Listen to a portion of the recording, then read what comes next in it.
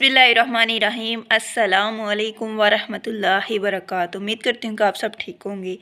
जिस तरह आपको पता है कि हज़रत अली शेर खुदा की मैं सीरीज़ बना रही हूँ, अल्लाहुम्मा सल्ली अला मुहम्मद व अला आलि मुहम्मद। तो हज़रत अली के वालिद की बात ना की जाए तो ये सीरीज़ अधूरी है। हज़रत अली शेर खुदा के वालिद के बारे में, उनकी फ़जीलत, उनकी खिदमात तारीख़ से भरी पड़ी है कि इतनी ज़्यादा मिलती हैं कि मैं बयान नहीं कर सकती। ठीक है, तो हज़रत अली शेर खुदा के वालिद का नाम अब्दुल्ला मनाफ़ और बहुत रवायात में लिखा गया है कि इमरान, लेकिन आपकी कुनियत अबू तालब थी। ठीक है, आपकी कुनियत थी अबू तालब, लेकिन आप ज़्यादा मशहूर अबू तालब से हुए थे। तो आपका हसब नसब, ठीक है, अबू मुतलिब से था, कुरैश से था। ठीक है, तो आपका जो पहचान, जो मशहूर ज़्यादा हुए, आपकी कुनियत से हुए, अबू तालब से हुए। ठीक है, आपने आप सल्लल्लाहु अलैहि वसल्लम के उन मरहलात में साथ दिया, उन मुश्किल वक्तों में आपने आप सल्लल्लाहु अलैहि वसल्लम का साथ दिया। ठीक है, उस वक़्त बाद मसले कफ़ालत के भी होते थे, तो बाद लोग मसला लेके आए कफ़ालत का। तो नबी करीम सल्लल्लाहु अलैहि वसल्लम मस्जिद नबवी में थे, तो ये मसला पेश आया कफ़ालत का। तो उस वक़्त आपने मिस्र में हज़रत अबू तालब मौजूद नहीं थे, उनकी जगह आपने ज़ुबैर अबू मुतलिब की ज़िम्मेदारी लगाई कि कफ़ालत का मसला हल कर दी। तो लेकिन उन्होंने ये कफ़ालत का मसला तो हल कर दिया, लेकिन लोगों को वो उनका रवैया, उनका तरीक़ा, उनका मसला हल या किस तरह का वो उनको पसंद नहीं था आया। लेकिन ज़्यादा तजवीज़ उन्होंने हज़रत अबू तालब के कफ़ालत के तरीक़े को दी। इसी तरह आप सल्लल्लाहु अलैहि वसल्लम देखते थे कि अबू तालब इतने शऊर रखते हैं, इतने काबिल हैं, वो ईमान ले आए। आप सल्लल्लाहु अलैहि वसल्लम की बड़ी ख्वाहिश थी कि अबू तालब ईमान ले आए, क्योंकि वो उनके चचा थे। उनके चचा ने इतना उनके साथ दिया था, बहुत ज़्यादा साथ दिया। एक दफ़ा क्या हुआ कि जिस तरह बरादरी होती है, अपने इर्द गिर्द जो हमारे नज़दीक हमारे लोग होते हैं, बरादरी जिसे कहते हैं, इसी तरह एक ऐसा वक़्त आया था कि सारी बरादरी इकट्ठी होकर अबू तालब के पास आ गई कि अपने भतीजे को रोको, वो हमें अपने खुदा की इबादत करने से मना करता है, वो हमारे बुतों की गुस्ताखी करता है, नऊज़ बिल्लाह। तो अबू तालब ने उनकी बात को किसी तरीके से तो टाल दिया, वो चले गई। फिर कुछ वक़्त गुज़रा, फिर वो आ गए, सारे लोग इकट्ठे हो गए। तो उस वक़्त सारे बरादरी एक साइड पे हो और एक इंसान अकेला हो, तो वो क्या ही कर सकता है। तो अबू तालब ने हमारे प्यारे नबी हज़रत मोहम्मद सल्लल्लाहु अलैहि वसल्लम अपने भतीजे को बुलाया और कहा कि बेटा, ये मसला पेश आ रहा है। तो मेरे नबी ने क्या तरीक़ी जुमले बोले थे, मेरे नबी पर मेरे माँ बाप कुर्बान, मेरी आने वाली हर नस्ल मेरे नबी पर कुर्बान। मेरे नबी सल्लल्लाहु अलैहि वसल्लम ने फरमाया, मेरे हाथ में एक तरफ सूरज रख दे, एक तरफ चाँद रख दे, मैं फिर भी दीन की तबलीग करना नहीं छोड़ूंगा।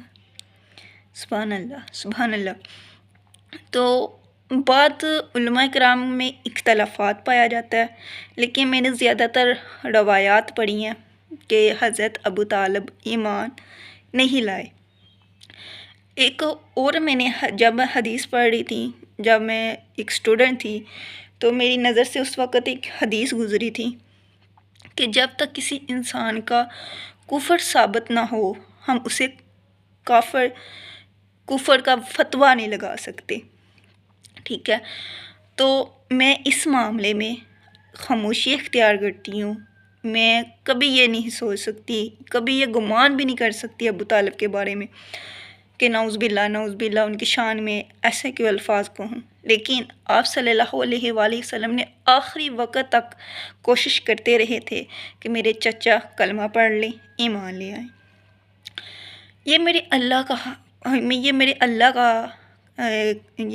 کا فیصلہ ہے، یہ میرے اللہ نے ہی جج کرنا ہے، یہ میرے اللہ کا ہی اختیار ہے کہ کس انسان کا کون سا عمل میرے اللہ کو پسند آتا ہے۔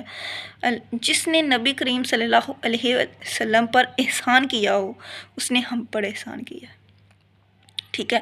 جس مشکل وقت میں ہمارے نبی کے ساتھ کوئی بھی کھڑا ہے تو ہم اس کا ادب کرتے ہیں، اس کا احترام کرتے ہیں، ہم اس کا صحابی مانتے ہیں، ٹھیک ہے۔ تو یہ میرے اللہ کا معاملہ ہے، یہ میرے اللہ ہی بہتر جانتے ہیں، وہ میرے نبی پاک صلی اللہ علیہ وآلہ وسلم جانتے ہیں، ٹھیک ہے۔ قرآن پاک میں ایک آیت آتی ہے کہ ہمارے اگر ویسے رشتہ دار بھی ہوتے ہیں، جس طرح حضرت ابراہیم علیہ السلام اپنے والد کے لیے دعا نہیں کر سکتے، ٹھیک ہے، تو آپ صلی اللہ علیہ وآلہ وسلم بڑی دعا کیا کرتے تھے اپنے چچا کے لیے کہ وہ ایمان لے آئیں، تو ایک آیت آتی ہے جس میں اللہ تعالیٰ فرماتا ہے، اے محمد میں جسے چاہوں ہدایت دیتا ہوں، جسے چاہوں نہ ہدایت دوں، ہر چیز میرے اللہ کے اختیار میں ہے۔ تو اسی میں حضرت ابو طالب کے جو خدمات ہیں ان کو دیکھوں تو ہر چیز ہلکی ہے، اور ہر چیز اس کفر کے بارے میں ہلکی پڑ جاتی ہے کیونکہ ان کی شان اونچی ہو جاتی ہے۔ اس بحث کو میں چھوڑ ہی دیتی ہوں، جو علماء کرام بحث کرتے ہیں کہ وہ ایمان لائے یا نہیں لائے، یہ میرے اللہ کا معاملہ ہے، ٹھیک ہے۔